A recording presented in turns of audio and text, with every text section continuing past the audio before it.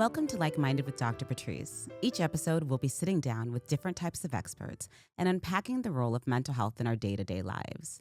My name is Dr. Patrice Lagoy. I'm an international psychologist, licensed marriage and family therapist, and former entertainment executive. In this episode, we will explore what it really means to feel beautiful in a world that so often focuses only on what beauty should look like. My guest today will help me unpack what happens when beauty becomes more than a product and starts becoming a powerful, personal feeling. Joining me today is Sir John, a distinguished figure in the beauty world as a sought-after artist and creative director who has reshaped the culture with his authentic voice and unmatched creative skill, boasting an impressive career in the industry.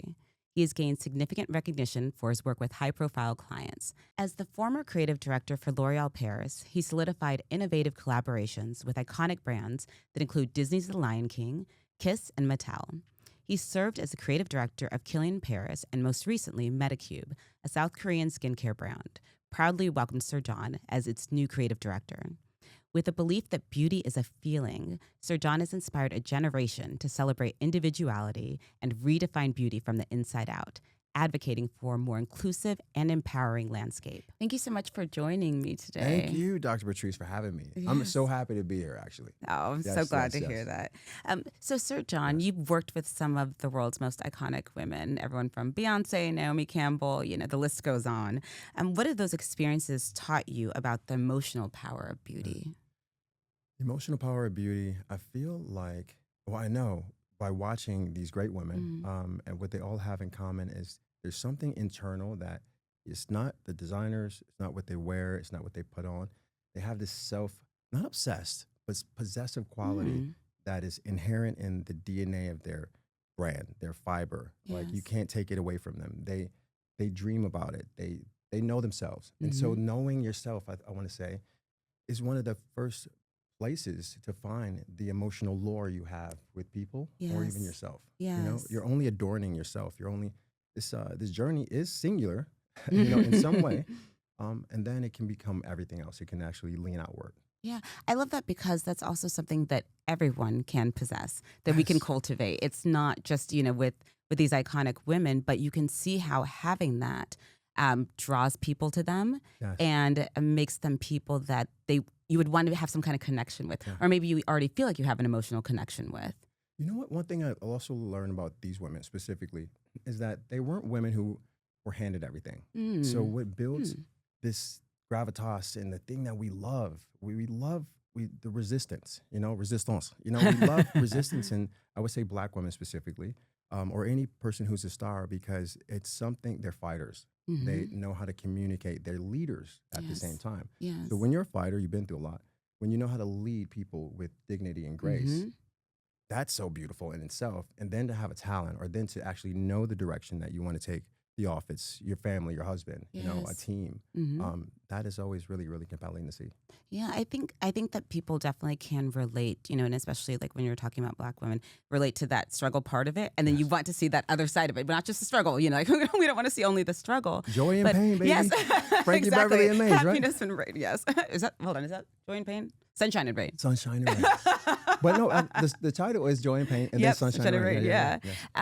So that is, I think, interesting. And I wonder how you think that people, all of us, can build that in ourselves, like knowing that we already have the struggle part of it. How do you think we get to that other part of it and have that balance? Yeah, I call it delirious optimism. I think about like being a creative in this space. I've been in the business for a long time, and so many of my friends were doctors or are teachers, and they had there was a path, or they had an idea where the light was coming from. Yes. And so as a creative, not just in a beauty professional, but any entrepreneur, you're kind of searching your way around organically. It's almost like you're looking for Wi-Fi. It's there, but you can't always access it. And so like what becomes your guiding light? And so your guiding light is staying true to yourself, staying true to 10 toes down in who you are.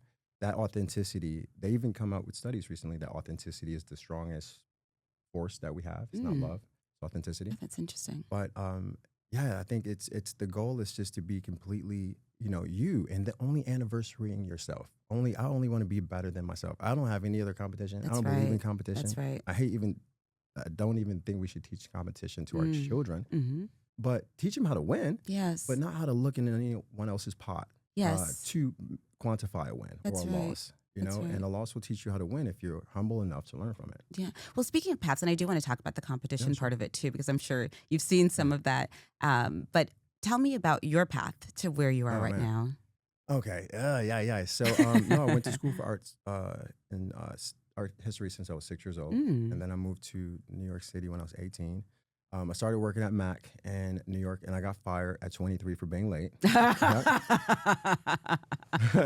Okay, we're still working on that. It happens. But I remember, so basically started to do the windows. I just asked a guy I saw all these trees going into Bendel's, Henry Bendel's in New York. If anyone's in New York, that store doesn't exist, but it was like iconic. Yes. And so I'm like, well, what are you guys doing? How do you do this? And he was like, well, do you have a degree? No, but I can do this. Well, come back tomorrow night. You're going to have to spend the night in the store with all the other freelancers. So I became a freelance visual designer for the windows at Barney's, Bergdorf, That's Goodman. amazing. And then became the menswear merchandiser for Gucci. And so I was on my lunch break going on 56th and 5th, and I saw a friend who used to work at Mac, and he was Pat McGrath's assistant. And he's like, man, you got to come to the shows. You don't do makeup anymore. Come to the shows. Come to the tents at Bryant Park at the time. And so I went, and I met Pat McGrath. She asked me, was I going to be in Italy 2 weeks later? And I was like, just going to be hanging out in Italy. Yeah, of course. I was planning on it. And I didn't have a passport even. So I remember that night I went to the club. I was doing makeup in a strip club in Queens called Riviera. Shout out to Rivies. Is it still there? Yep, I think it's still there. Amazing. And so the girls were like, no, I was like, guys, I want to do it, but I can't really do it. I got bills. This is a cool opportunity. It was so fun to do this show. And they were like, no, you're going. So the next day, they put a tip jar together for me of $2,200. Wow. And so they twerked me all the way to Linate Airport in Milan. Wow. Yeah. And so my first show was Dolce. And then I remember, she took me to Prada. And so it was a thing. Oh my God, black people backstage at Prada. Yeah. And I'm just like, this is when the business was not inclusive at all. What year was this? 2007, six, okay. or something like that. And so the business was so not inclusive. One person who's black backstage, or you would just go months without seeing anyone else who looked like you at all. Wow. And they actually did not mind talking. Fashion is the last space that could be racist. That actually can tell a black model, no, we just don't need you because we don't want any more black girls. We have one. Or this or we don't that. need any more. And so I remember, working, and then I met Charlotte Tilbury, who became a really, really great mentor to me. I remember we were doing backstage at Tom Ford's first women's wear show in New York, 2009, I want to say 2010. And then, so she was like, here, you're going to do this person, Daphne Guinness, Julianne Moore, and then also Beyonce. And I was like, you mean like the singer? Is it a model here? The girl from Destiny's Child? And then she was like, yeah, please, I want you to go. So go in Tom's office. So basically she got dressed in Mr. Ford's office. And then I was like, okay, so I'll call my mom. I had a razor flip phone at the time. I was like, well, I don't know if I can do this. She was like, she put her pants on one leg at a time, and just like you do, just go and do it. Wait, can I say that I love that you called your mom? I went in the bathroom. I had to call my mother. You're like, I had to call my mom. So tight. We're really close. Beautiful. She had me when she was young. She was 17 when she had me. And so I remember going to the door and seeing this big, tall, handsome man, Julius, who's like my big brother. Yeah. And then I basically opened the door and I was like, oh my God, we're the same age. And so we just kind of kicked it. I didn't see her for a little while after that because I knew she had a really amazing makeup artist. Really amazing. Francesca Tullo. So Francesca Tullo is she's an Italian woman. She's done all of Diana Ross's covers, Elizabeth Taylor's Diamonds fragrance ads, all the things, Cher. And so I'm like, I'm never gonna see her again. Never. And then I got a phone call, I remember, and I was like, someone was blowing my phone up, and I thought it was the IRS. And because the way it was happening. But it was Parkwood. And they wanted me to go to her office to look at all of my work was there. All of the stuff I did with Joan and Carly Claus and all the models at the time, Naomi. And I was like, okay, what is going on? And so they wanted me to go on tour. They wanted me to sign a contract. And I actually was like, okay, this sounds cool. But they gave me a book this big. And this is kind of one of those moments where you have to figure out what are you made of. But they wanted me to go underground. I wasn't allowed to say I did any work on the tour. I wasn't allowed to say or even have autonomy to my work at all as an artist. And at the time, I'm like just starting to get some wind you know? And so I can't go underground for 6 to 8 months or a year. It's Yeah. going to be like suicide for my career. That's right. So I was like, I can't do it. Really? And I walked, You turned it down. I remember Angie, I remember never forget, Angie was like, are you serious? I was like, Angie, this is a great opportunity, but I can't do it under these Yes. terms. I can't. I want to talk to you about that mental fortitude. You know, we were talking about like knowing yourself before. Yes. What allowed you, or what was happening for you that you could look at and say, this is a great opportunity, might not come up again, but I'm going to prioritize myself. I'm going to prioritize my needs right now. I just know that I wasn't able to sacrifice as much as I needed to sacrifice to be there. And so what sacrifice looked like to me at that time was a bit more violent than, it wasn't as soft. It wasn't a small sacrifice. It was either, hey, I go back into oblivion. And also I don't ever want to be in a relationship where, I don't want to be in a relationship like that, where I'm the background of someone's foreground. I don't mind being a servant. I don't. Yes. Like we live to serve the women, the girls. I totally do. I still pick boogers out of nose. I'll tie shoes. I hold babies. We're your family. You're in it. Your family. But I do need this relationship to be healthy and equitable. And so it needs to start on the tip of that. Yes. And that for me is important in any direction I go into. So I just knew I was popping at the time. Yeah. And so I was like, I'm good. Yeah. And so I walked out and started crying. Never forget it.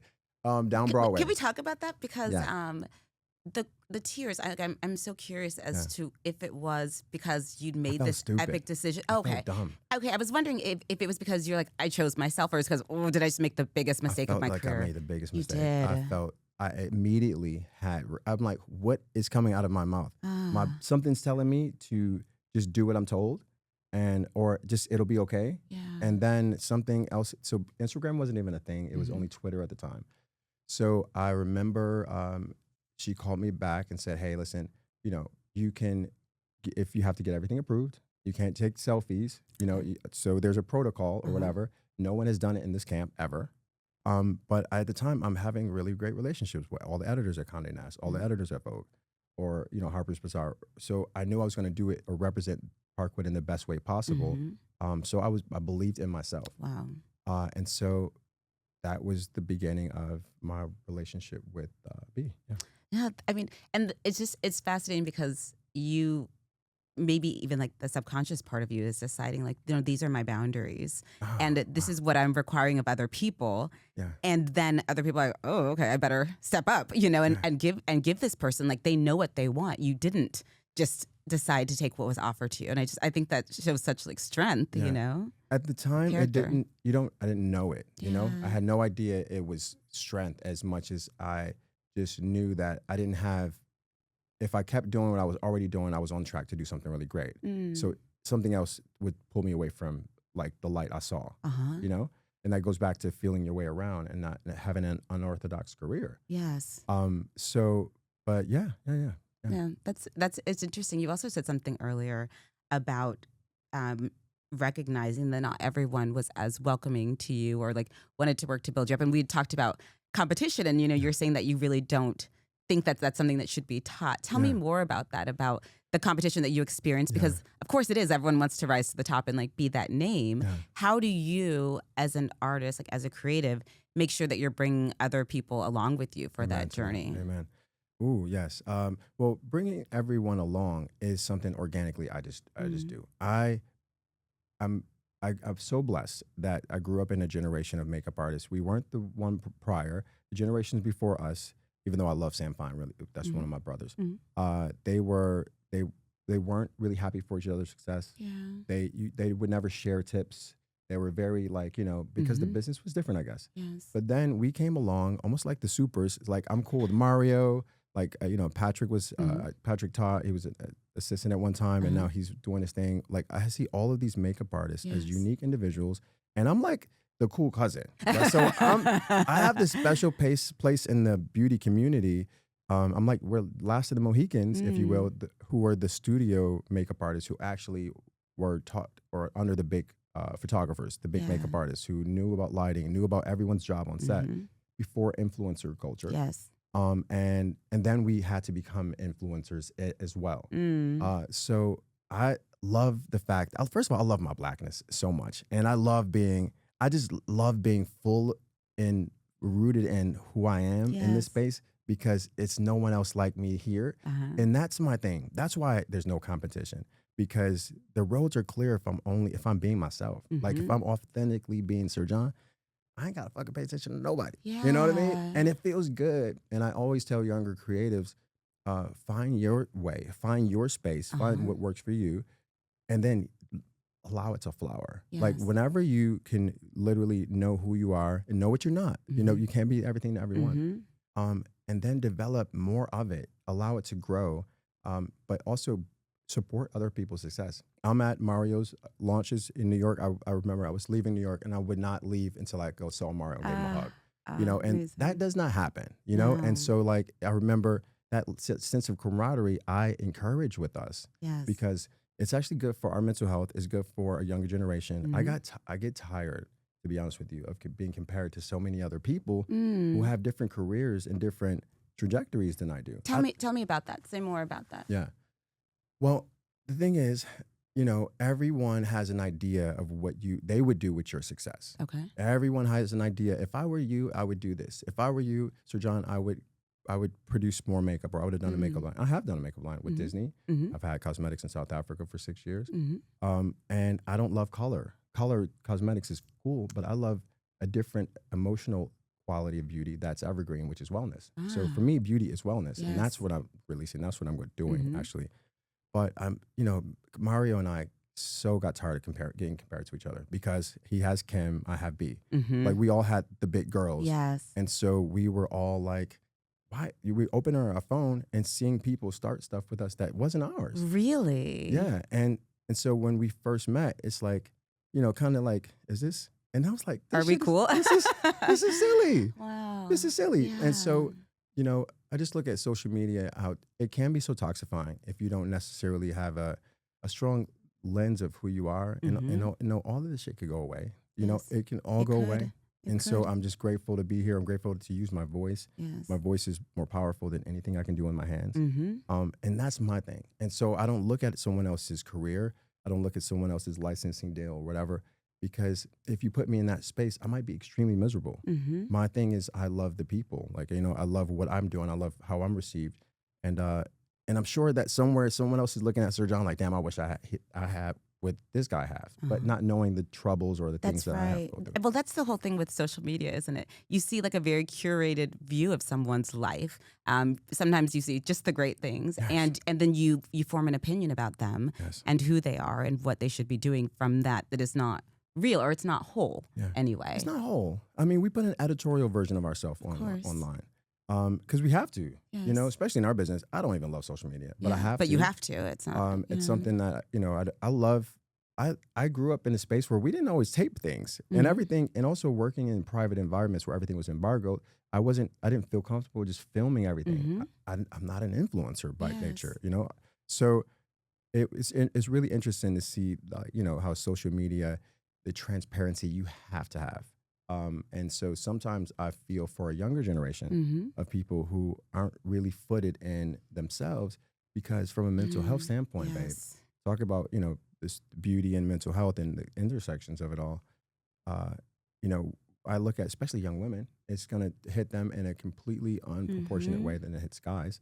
From the age of like 9 on, they're bombarded by images. They're bombarded by, they have stage fright. Yes. So stage fright used to belong to celebrities on stage or in front of crowds. Now they have to worry about how they look, how they're perceived, what their style is like, are they cool in a vacuum that doesn't have, and so they're not able to really flower or understand their own identity in quiet and private. Yeah, I think let's dig into that, because I do want to talk about the mental health aspect of it for young girls, but also for men as well, right? There's different kind of pressures that are put on everyone when you are comparing yourself to what you see. And, you mentioned stage fright, and you're right. There's, I think, a lot of young people who they don't even want to go to the store and have to talk to a person because it's not going to be perfect. It's not going to be curated the way that it wants to. What if they don't look, the way that they see other people looking? That's so true.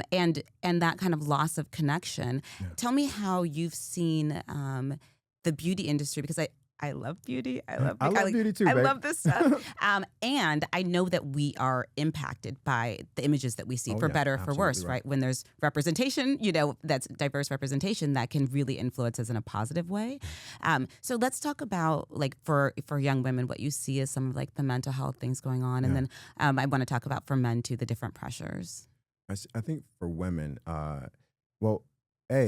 I want to bring it back to this impossible European ideal of what is beautiful. For ever since we've had ever since cinema has started, we've had this lens of what is beautiful.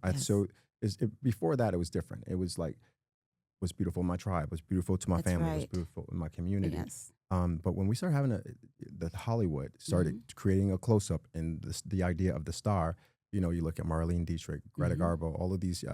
These women who had this impossible idea of what white people, the white gaze, the European gaze, created for us. And so when I think about what that does, it creates so much psychological harm that it turns into physical when they start bleaching their skin in South Africa or in India, the pro-whitening essence in Asia, and all of the skincare.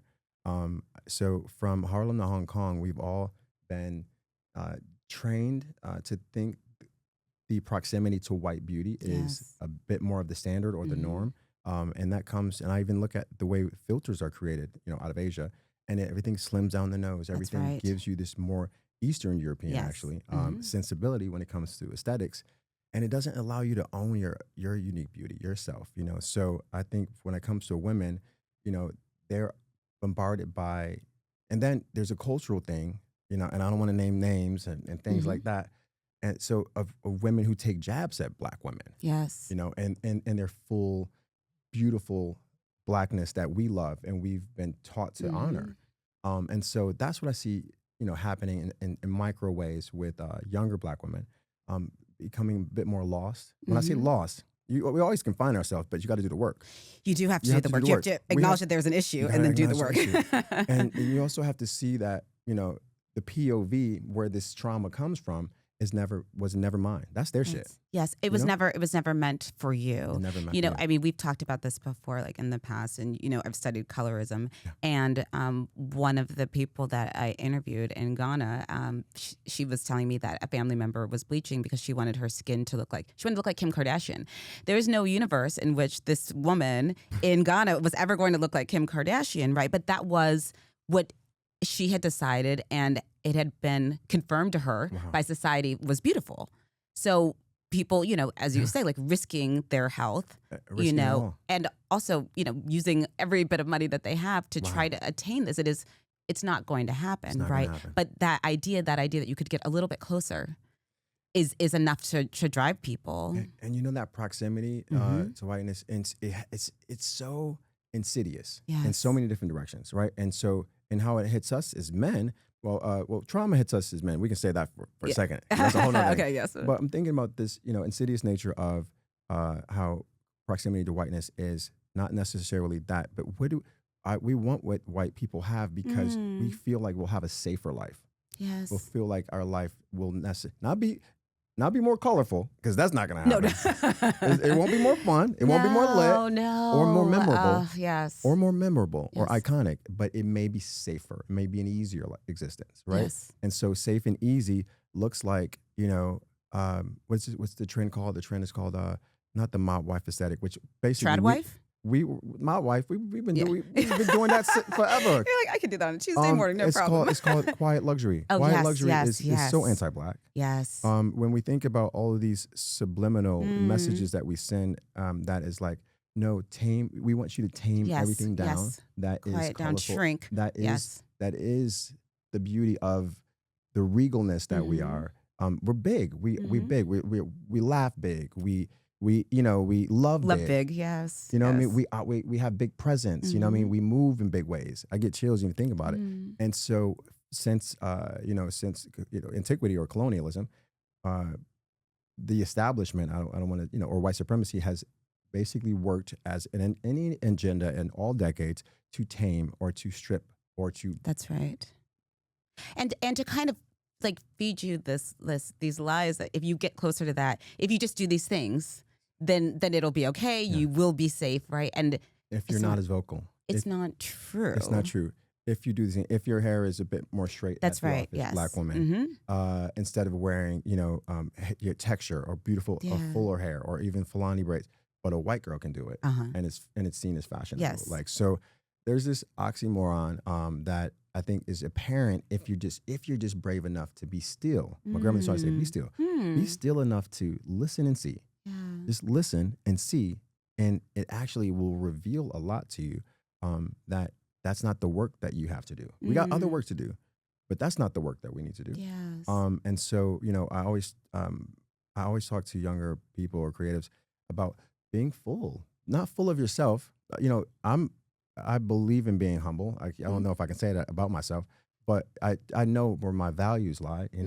But be full in your dreams. Be full in what you need to be successful. And also be feverishly aggressive and diplomatic at the same time. Diplomacy is key. I always talk about we have to be more diplomatic. Diplomacy is something that we should all think about in different ways. How do I allow my ideas to translate well? Yes. Not assimilate. Well, and I think, Sir John, that can be about how do I build connection in this moment, right? It's not about bowing down to someone. It's not about being subservient. It's like, I'm curious about what direction you're coming from. And so, like, how do we have a conversation about it? But it's just a very different approach. Yes. I think Curiosity. to have, yes, absolutely. Like you said, curiosity.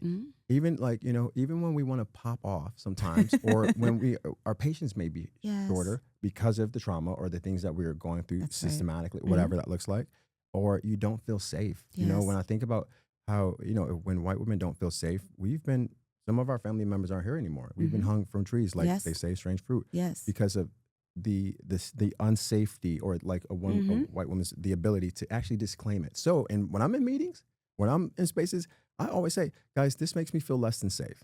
Good. I use this shit right back on the ass. Yes, I love that, because I think a lot of people don't feel that they can do that. But you feel unsafe sometimes when you're in those environments. You're like, I'm definitely not safe here, whenever right? you don't feel like you can be your full self, whenever you feel like my ideas, I don't necessarily feel safe enough to bring my ideas forward. Yes. I don't necessarily know if we do need to win, but I feel farther away from the table than I should be at the time. You need to advocate for yourself, but it starts out with curiosity. It does. And so when you're upset, when you're fueled with a bit passion, I'm passionate, but I want to lean into being curious, because curious is going to be a filter that fuels, it waters down a little bit of that emotional stuff that we hold on to, and it allows you to see a situation or a life or the person with a bit more, with an open objective, or an open idea of how they got there. Sometimes, I will say though, I go through two things in life. Sam Fine taught me this. Sometimes is this my shit? Yes. Well, that's or is this your shit? That's what that was making me think about, is that sometimes when I'm talking to clients, my question, we're being curious about ourselves. Like, right? I would just want to know. We're not trying to blame. We're just trying to understand how did I get here? Yes. Like, why is this thing so upsetting to me, or why do I keep running into this same obstacle? Let's just try to figure out like how we got here. And you said it just now. Just what you said just now. You can think I, but when it comes out, it should always be we. Yeah. How do we get here? Yes. How do we move forward? Yes. What does a win look like for us? Yes. Instead of, I don't know how I got here. I don't like this. I can say I don't feel safe, because you can't take that away from me.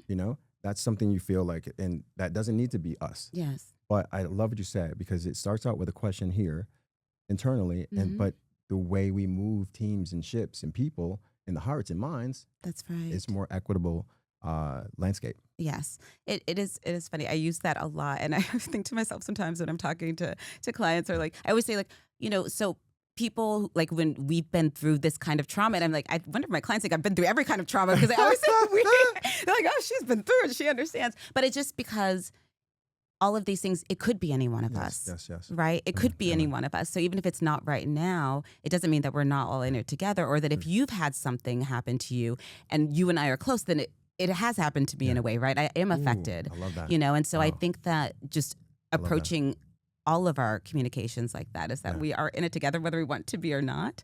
And on the other side of that, it feels nourishing in some way. Even if we can, come from different homes, different backgrounds, but when you bring in that to move forward in a conversation about whatever you're trying to get over or past, it does feel it feels easier. It does. Yeah. It's disarming, Yeah. I think, Yeah. in a way.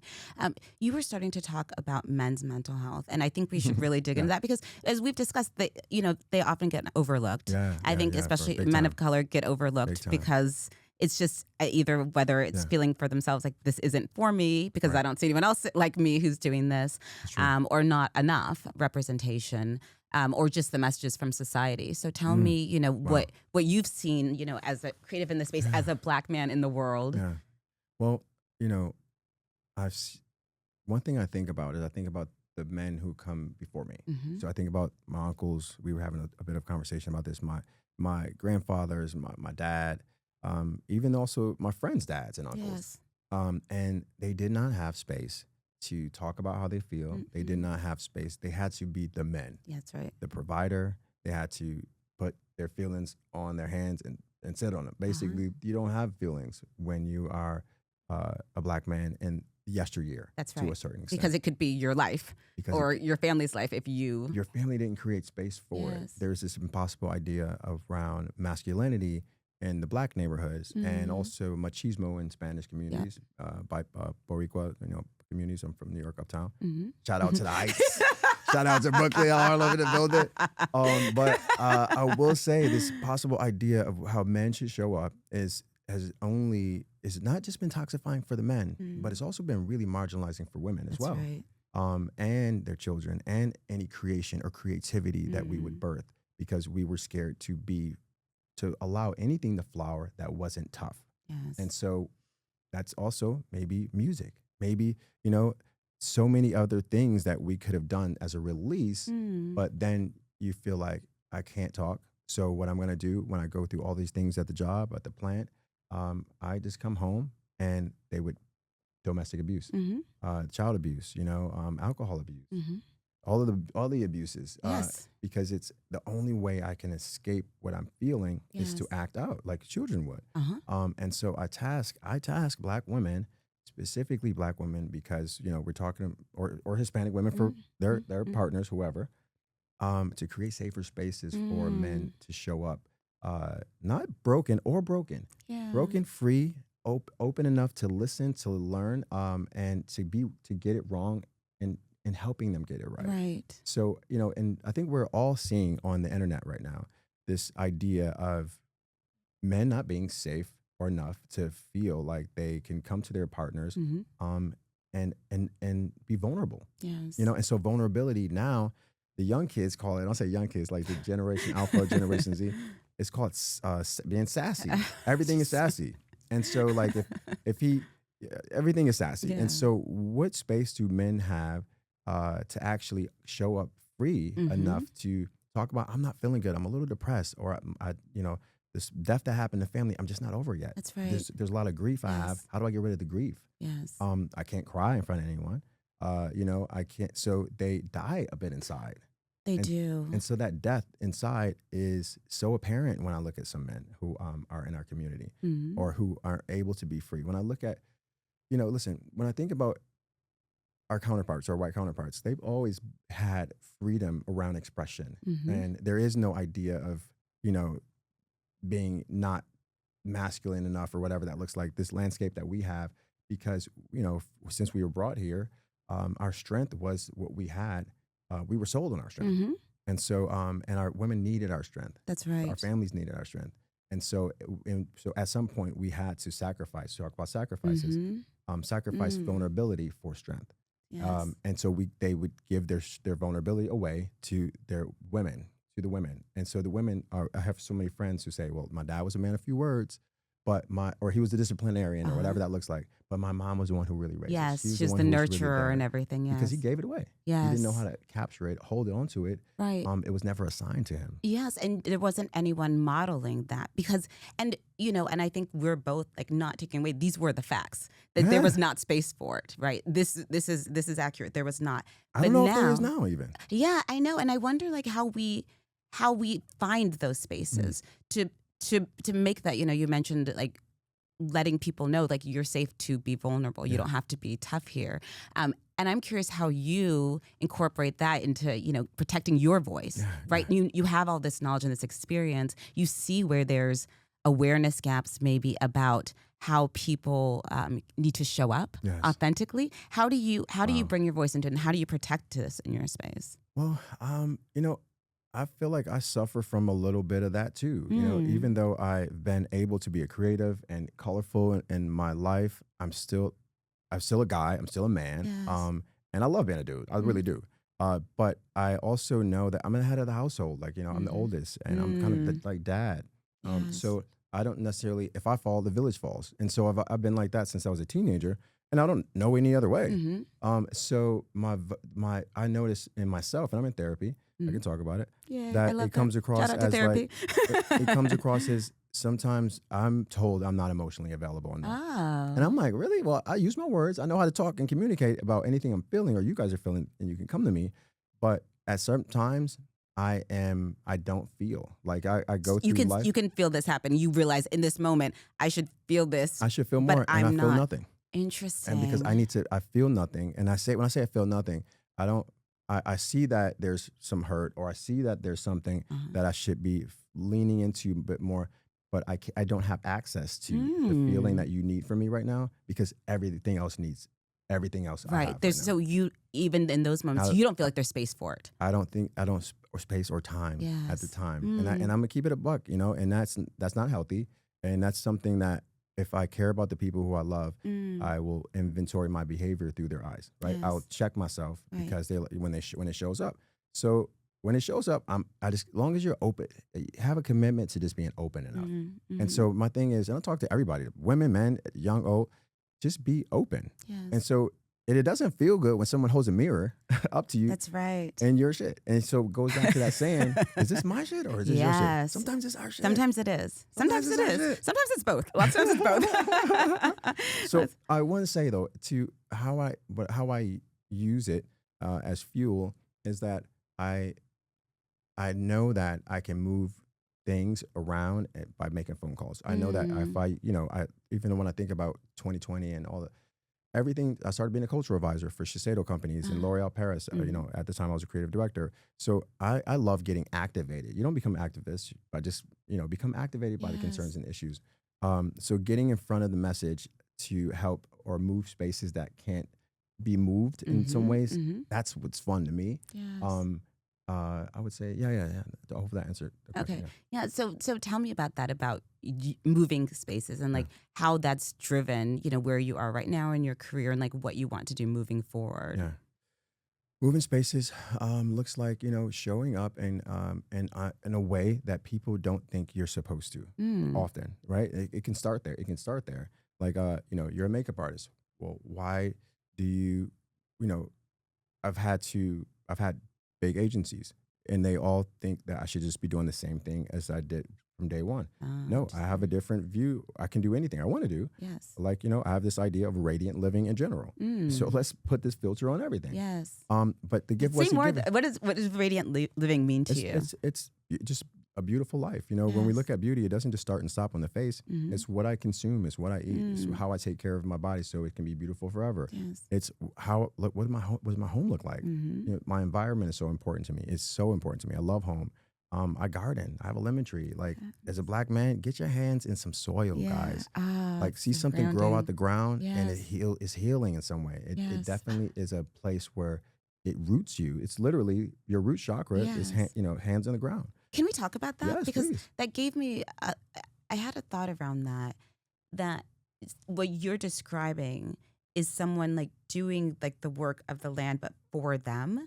And I wonder intergenerationally how that shift happens, right? Because if we know our ancestors had to do that work for someone else, for someone else's profit, for someone else's benefit, and now to decide I'm going to do this intentionally for myself and I'm going to reap the benefits of that. I wonder about that healing process, when you think about it through that lens. I think that healing process happened actually earlier than we think. I think about the Reconstruction era when we weren't slaves anymore. Yes. And then we started buying property and having our own farms. That's right. Growing our own everything. Yes, being in public office, everything, yes. And so being, going from being a sharecropper or whatever that looks like to actually owning land and feeding your family off that land had to be the most empowering generation from that pivot. I think that's right. And so now it's more or less like it's not like Gwyneth Paltrow goop, but it is a little softer though. It is a little softer in the sense of like, man, I'm doing this because I want to teach my kids what can grow out the ground. Yes. I want to make sure that my family. I look at so many people who are conscious community, like won't eat watermelons without seeds. We have to worry about now GMOs. Yes, yes. And what we put in our body if we want to live a long life. So I think taking back the land, because we have been agriculture since antiquity. We are the original wellness people. Yes. We are the land, and the land is us, you know, from, I don't want to get too deep in that direction. Please get deep. This is a therapy podcast. Don't allow markets or the stock market or companies that have, the face of wellness are white women, you know? And that's so right. when we think it's about very specific. It's very specific. It's your yoga. It's, it's very specific. It's not only so specific, it has a specific area code. It has a specific demographic, price point, you know. And so when I think about bringing, what does that look like to own some of that back? That narrative is like, hey, I want to do this for my family. I want my family to know how to feed themselves in case anything happens.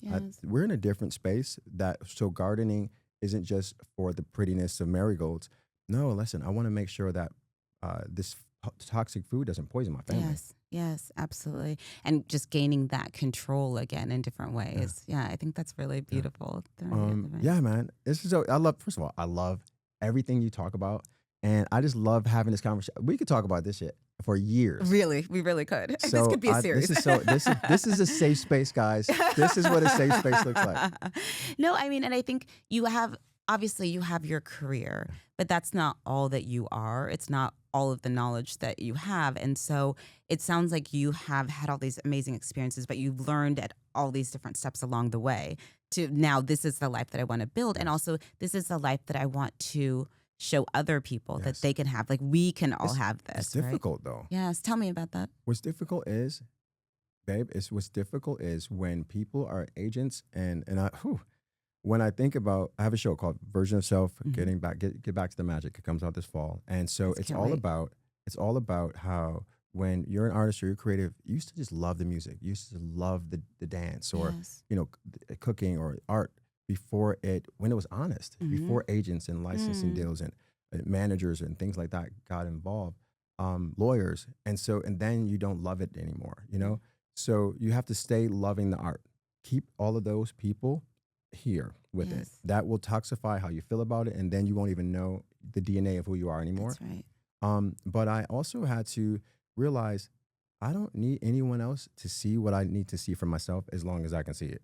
As long as I can see it, I can do something with it. Yes. I didn't get in front of them for me to give it to them, for me to give away my career and think they know better than I do. No one's going to manage you like you manage yourself. Yes. And that goes for anybody. It doesn't matter if you are a tax attorney, if you're the best mom at the PTA. Know what you do really well, and don't give up your agency or your power.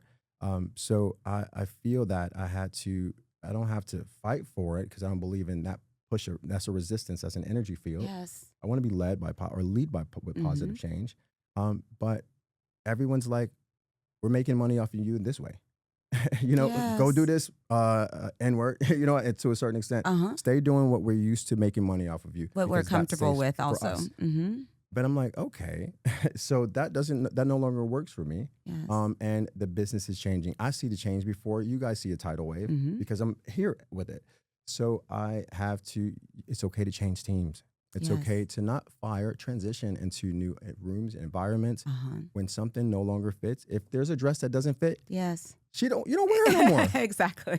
I wore that dress, it doesn't fit. You give it away. Yes. Or you gift her, or Yes. whatever. Get energy. Energy is like that too. Everything holds energy. People hold energy. Yes. Furniture holds energy. Energetic things become vampires. Yes. You can have people around you who you think mean well for you, and they may mean well for you in so many ways, but there's too much resistance and not enough free flowing. There's no flow here. Yes. So I'm not resistant. I'm not pushing. I'm not pulling. I'm not tugging. I'm not doing none of that shit. That's right. Yeah. At this point in my life. Yes. And so tell me then about the people that you surround yourself with, because, we were talking about protecting your voice. Think about protecting your peace. I think it's so important, the people that you let into your space. Yes. And how do you manage that? I know Wow. you mentioned that you are open to transitioning and changing things, but when you're in those environments and you're like, this person isn't right for me, or right for me at this time. Tell me about protecting your space and your peace. I try to, so a couple of things. I always go off of how do people make me feel. I never ignore my feeling. Yes. I've always been an intuitive person since I was a child. I went through a lot as a child. So I honor my feelings. Honor your feelings. Honor your gut. That's your spirit talking. Your ancestors are speaking to you. And then I always try to look at patterns. I look at patterns of who they show up as, And so when I think about how people show up and things, I can't be mad at, or it's not a difficult thing. I don't want to be upset with anyone about how they show up or their inability to show up in the way that they need to for this project, for me as a business or a client. I just have to be sure and see it. And then I realized that there's just the alignment that I thought that we had or we garnered or we were walking into is no longer. And so when that happens, there's no heat. It ain't no heat.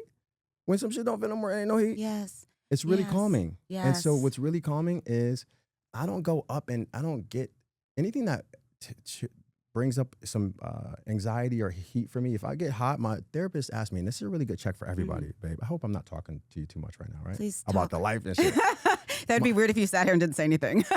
my therapist asked me, and this was a game changer. And I think a lot of dudes got to ask themselves too, or anybody who's passionate.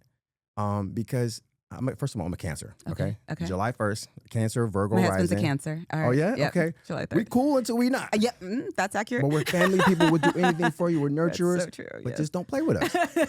And so my Virgo rising, Scorpio moon, right? And so I have to remind myself not to pop off when I have to do the work to just for everything to be like what I said it just is. That was a lot of work to get to that space where it's no heat. It's not. I go calm when someone gets angry. Interesting. I get really calm when someone when they go up, like Michelle says, similar. When they go low, yes, we go high. Because we could go here and we could go here. But I also, my mom used to also say, when you dip, I dip, we dip. Yeah. Put your hand up on my head. Remember that song? Yes, I do. You know what I tell my son? I'm like, I don't want you starting anything, but you can finish it. You won't get in trouble if you finish it. Oh man. Okay, so no, I was saying that he said, Sir John, I was pissed about something, or I was feeling something. Where did you feel it in your body? I was like, what do you mean? Where did you feel it in your body?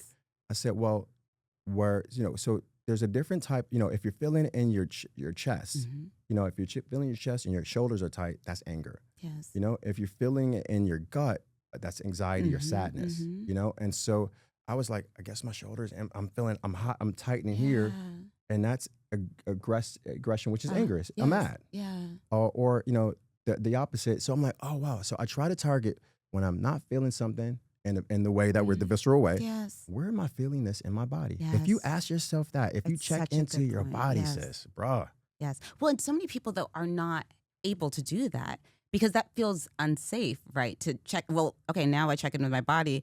I'm feeling anxiety in my stomach. What do I do with that? If you don't know then what the opportunity is, okay, now I know anger lots of times is just the start of it, right? Yes. It's what's underneath anger. Usually we end up at like fear or shame, right? When you're uncovering what's going on with anger. But I think you're right. It's something that, we need to remind people of, like, this is, your body is telling you something. Yes. And if you ignore it, that's when you're going to be the person who blows up over what seems like nothing, because or go to jail. Maybe you're going to jail because you were blowing up at the wrong situation. But because the feelings, they got to go somewhere, right? Well, but giving yourself even that second, because we were like, what do you do with it? Yes. But if you even give yourself a second to check in, it creates just that fraction of a second is all you need to be mindful. So true. It's so true. I love that because I think it's such a good, and you've given us some gems of like what everyone can do. This is available to us. Like this, there are wellness, resources that are available to us right now today. Yep. Even if you don't have Gwyneth Paltrow money, like it's available to you. And also I think, the other point that you've really made, Sir John, is that those are the kinds of things that are nourishing to our bodies Yes. and to who we are. Yes. And it taps into the ways that we are supposed to heal Amen. ourselves. Your godlike self. Yes, You know? exactly. And guess what? When you think about what we just talked about just now, I'm also thinking about in stereo, I got a whole fucking room watching me. Or I got, I have Yes. my kids are right here. Or like, I want to be a father really bad. I'm actually trying to work on surrogacy now. Oh, But, amazing. I'm looking at, you're never usually alone. No, You're on a never call. know. Your team is watching. You're That's always right. in stereo. You're always have an audience. Sometimes, not always. Sometimes it could just be a one-on-one conversation and someone takes you there. But you often have to think about, damn, there's more at stake here than this is really expensive. This is too expensive or costly for me to act in the way that you probably deserve. Yes. You know what I mean? And the Right. old unhealed me would have dragged you up out of here. Earlier on this journey, But now I'm more curious. Yes. No, I think that it's such an important way to look at it. And I think that for all of us, finding that balance of like, I'm going to be authentic to myself. And I realize I have an audience Yes. as well. And so how do I be authentic to myself in front of this audience? Because sometimes that audience needs to see that authentic you. That's true. You might be the only example they have of it. And this authentic healed you or like on your healing journey, that can be so powerful to someone to be like, oh, here's someone who is advocating for themselves or for other people, standing up for themselves in an authentic way, Yes, but doing it in a way that people hear him. Yes. They hear what he has to say. And so I think that's Which is just more powerful, ultimately. it's so much more powerful. I mean, you're not going to really be able to effectively communicate with people if they have to feel on guard, they feel defensive, or if you feel defensive because we just shut off, wait for you to finish talking if we're feeling attacked. So I think that for all of our interactions is such an important skill to have. You know what's wild is that, first of all, what you said is so true about the fact that, other people are watching. And I didn't even think, also going back to the men, a lot of times we're trained, don't let nobody play you. Yes. Because that was a survival. If someone played you, someone's going to play you again tomorrow at school. That's right. Yes. And so we had to go through school like, I got to own this one right here, or I got to come back and deal with it again and again and again. And so there's a little bit of that in our stopping it at the buck. But I will say, though, is like, who's the real power as an adult, and so I can't go back to high school right now because I don't know if that'll always work in high school. I don't know, y'all. But there needs to be more people who are on their healing journey, I think. it's that's the movement that we want to see and also be a part of. And also that creates a great leader. Yes. It creates someone who you respect enough and safe enough to know. I look at this guy who's in office right now, Donald Duck. And we don't say you to say his he name. can't control his emotions. No, he cannot. And look at all the things because of the chaos, his lack of the ability to be grounded. Well, look where it has us. I know. Whenever I think about that, I was like, if his father had just like not been so terrible, we probably wouldn't be in this mess. I mean, it really is. If his mother was on birth control. Yeah, well, also that. But it's kind of textbook, which is so scary, right? And you see, but it also like makes you think of, it's so important the way we raise our children and not competing. Girls and boys. Yes, girls and boys. Both girls and boys. And I think that he was raised with a lot of competition among his siblings, and they were pitted against each other, and so everyone was doing worse and worse things to get to get his father's love. Please just love your children so we don't get in this mess again. Like just be better to each other. Yes. Well, it's women, ladies, ladies, more so than the men. The way you love yourself, your daughter you are the mirror to who she's going to be. It's so true. How you talk to yourself, how even the small conversations you have with you in the mirror about how you feel about yourself, how you feel about life, how you feel about her. Yes. And even her hair as you're brushing her hair, whatever that may be. That's right. You are pouring into that baby and you are literally fertilizing her soil. That's right. With the words that you speak to yourself. Yes, because those are the messages that they will carry. If you are not loving yourself, but you're telling your daughter, love, you should love yourself. They're like, well, you don't. So how am I going to, why should I do that? And I think you're so right about the way that we talk to ourselves and, whether you have children or not, but just making sure that the things that you say to yourself are things that you would say to a friend that you love dearly. If you're saying something awful to yourself, I would never say that to a close friend. We say that. Yes. But we don't. Yeah. No, I'm not saying that. But how many times have you ever thought, damn, I want to be more kind to myself? Yeah. Like, I actively work on that. Like, I do not say negative things about myself, like okay. as a practice. But I think Did you learn that? well, that's what I was gonna say. I think that is because that's the way I was raised. Okay. My parents never commented negatively on my appearance. You know, they were mostly focused on like if I had good grades. As long as I had good grades, everything's great. But they never talked about their own. My mother never like bashed her appearance, so I never heard those words. Yeah. I didn't know that people did that, and honestly, I will tell you the truth. I didn't know people did that until I got a bunch of white friends, and then I heard their moms like, "Oh God, these people they're not very not these people, but you're not very nice to yourself." Yeah. Like it was always about I'm fat, I'm this or that. I never heard anyone in my family say that. Like no one ever. You know, if you had big thighs, that was a great thing. that was something positive. I never heard anyone say that. Yes. And so I think it was something that I learned, but I learned by example, right? And I think that when you haven't learned it, then you have to, you know, reparent yourself, right? And you have to do that for yourself. Okay, now as an adult, I realized I didn't get this message, and I wish I'd had that. How do I do that for myself now? Wow. You know, how do I do that for people around me? Yeah. Damn. Yeah. That's so deep. Yeah. So again, that's all. Let's go with two more. At least two more questions. Something you can cut it. You can cut it if you need to. No. I mean, is there anything that you want to share? Because I know I really would love to keep talking to you about this. But so as we've spoken about, you're a big advocate for mental health. Yes. Tell me about some of the organizations that you've worked with who really. Sure. Really work on one that. specifically is Beam, Black Emotional Mental Health, and so started by Yolo Akil, and so he's so amazing. And what he does is he goes to barbershops. It's a group of people. They go to different barbershops, salons, nail salons, going to what is the point of entry for a person who needs some to escape today, for mental health journey or self care isn't selfish. Yes, that's right. To get some self care and. But also possibly that's the last stop on their self-care journey before they go back into trauma, back into the world, back into the workplace. Yes. It's a barbershop. Yes. It's the hair salon, you know, and or church. Yes. And so we're told we grew up thinking that church is the only place you can go for a bit of healing. But you know, whenever you can have an open dialogue with your community, with your friends, with a barber, find a safe space. I'm always, and your safe space will change. Yes. Like, you know, that's one thing he always talks about.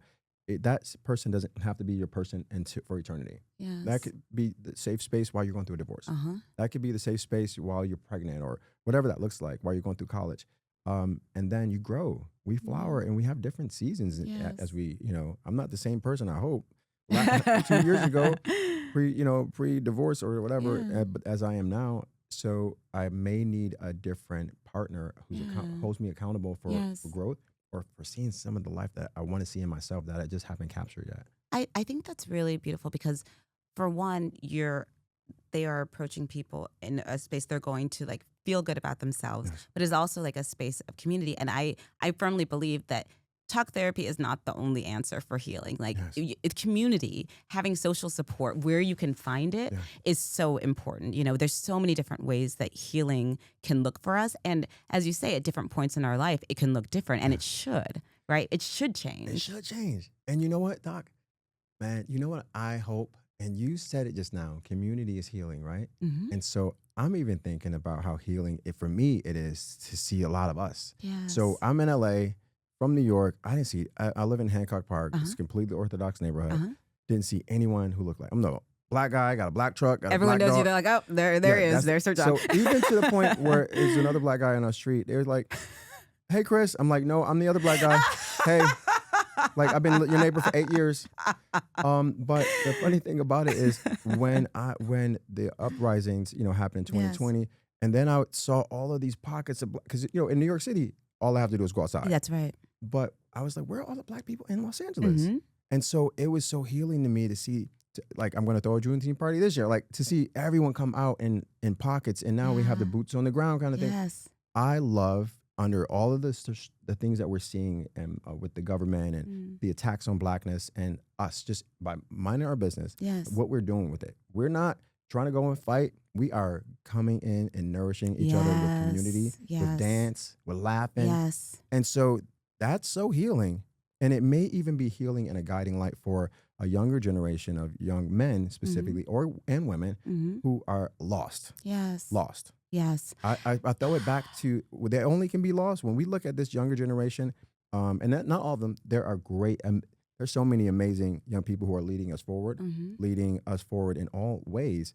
But a lot, some of us are lost, and so, but it's not for them to be lost. We if we lost them, we should capture them. That's right. That's the work. The Yes. goal isn't to say, "Oh, that generation is No, screwed." it's to bring them in. Yes, bring them back. Absolutely. Bring them back home. Yes. But that we can only do that by this. Yes. And you said something about like the laughter and the joy and everything. And I know that a lot of times we've used the phrase like laughing to keep from crying. And I think now we're moving away from that. We're laughing because sometimes it's funny. Even when there's terrible things, like sometimes it's still funny and there's joy to be had. And no one's served by me not tapping into that joy, not laughing when something is funny. That's not helping our cause, right? That's grace. Yes. That's grace. Grace is so strong. That goes back to our conversation earlier. We're laughing because you're trying to provoke us and you're not. Yeah. That's a whole funny laugh. We see exactly what's happening. And it feels Yeah. good to feel. It feels good to feel good. Yes.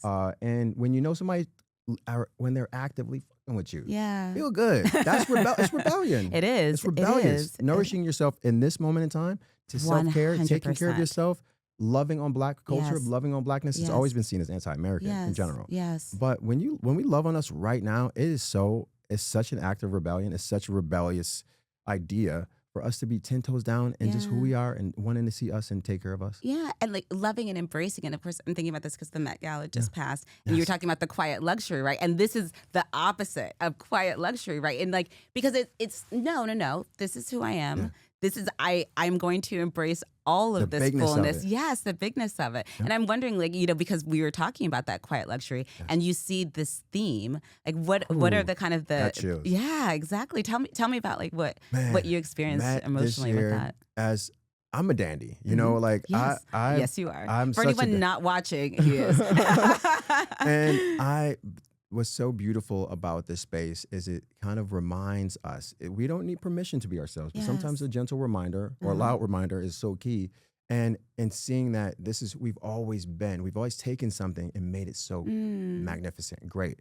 We, women were wearing the Louise Brooks in the 80s, we shaved it off and did a salt and pepper. Like, you know what I mean? Like whatever we do, we just take it and we remix it and turn it into gold. We're the true alchemists of humans. Yes. There are no generation or no culture of people who can consider themselves alchemists, true alchemists, like Black people. Yes. Make something out of anything. It's making me think of that for me personally, I feel like I do my best work because I can show up however I want. Yes. Because once I left the corporate world, who's going to say, okay, that's not appropriate to wear? I'm wearing shorts right now. I can wear whatever But I your want. legs look so good. Oh, thank you very much. I'm like, I do how many lunges. days a week? I was about to say, how many days a week do you work out? Several. Okay. Thank you for noticing. But I can be myself because Yes. I'm gonna wear what I'm gonna wear, Yes. and I'm going to show up as myself rather than like, how's this going to look? Yeah. And like we were talking about that gaze, like the gaze of other Or being people. tamed and told to Yes, behave. exactly. Like this is what's appropriate for this space. Yes. But shouldn't the goal be for all of us to show up as our best selves? Show up as your best self. However that looks and however that feels to us. But I'm going to push you there. Tell me. Even when we can't so we always need to show up as our best selves, even if it's not like no matter what it looks like. Yes. Sometimes it does look like I work in corporate, Yeah. or I'm in a different space, even myself. But I'm gonna be, I'm gonna be big. I'm gonna be great, Yeah. and I'm gonna take what they told me to do and flip it and twist it like I we love that. always do. Yes. Our women, your hair were policed at some point, and they told Black women to wrap their hair. Yes. You know the story. Yep. And then you guys started freaking them out and bejeweling them and wearing Yep. brooches. Exactly. We're gonna make it fabulous. And then that became criminal. Yes. Because how dare you Yeah. adorn something we gave you or licensed to something you? that we've told you is not beautiful. How dare you make it beautiful? How? Yes. And that's Blackness. Yes. So yes. I think the Met, I want that to go into just a feeling of the year. The Yes. 2025 could be a feeling. It is super fine. Yes, I Super love fine, that. baby. Super fine. Yes. And everything you do, like that super fine, like that intentionality of, Magic. It really is. It really is. It has been amazing speaking with you. It is a pleasure to be in it's a little company awkward with you. handshake. my arms aren't long. Pleasure to be in company with you and just to like energetically Yes. vibrate on the same frequency as you in this conversation has been like so healing and nourishing for me. And I can't wait to play it again and send it to my family. I know I cursed a little bit. It's okay. It's fine. It's fine. It's my show. You can do what you want. Cool. No, but you've been so open and honest, and you've had such incredible experiences. Thanks, but like the learnings that you've had from them, I think more than anything have been incredible. So thank you for sharing that with us. And we're going to go to dinner. We're homies please. now. Oh, absolutely. We fam now, y'all. Oh, yeah. I can't wait. I'll be there at Juneteenth, too. Okay. I'm just inviting myself. You should have told me you were planning something. And I know in Cancock Park, I'll just show up in the neighborhood. Your husband's a Cancer. He loves food. He loves food. Exactly. Thank you so much. Now, if people want to find out more about what you're working on, because you have so many things, interesting things going on, where can they find you? I'm Sir John. My first name, it's my real name since 1982. I didn't make it up. Sir John on all platforms, Instagram, TikTok. And I have a show coming out on iHeartRadio in the fall called VOS, Version of Self, in October. Get back to the magic. Amazing. That's so wonderful. I can be found on social media at Therapy with Dr. Patrice or drpatricelegoy.com. Thank you so much for listening.